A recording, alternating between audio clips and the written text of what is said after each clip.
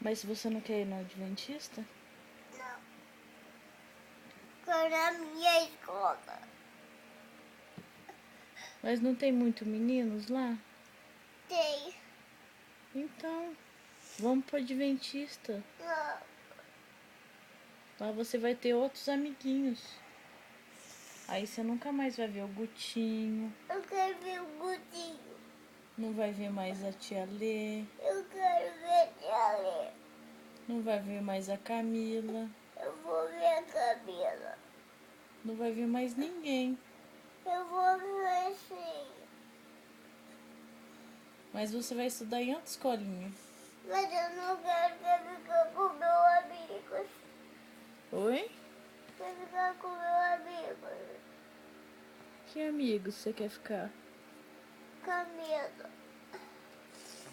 Ah, Lulu, mas vamos mudar de escola. Não. Vamos? Não. Mas por que você não quer mudar de escola? Não quero. Vai ser tão legal. Deixa eu ver.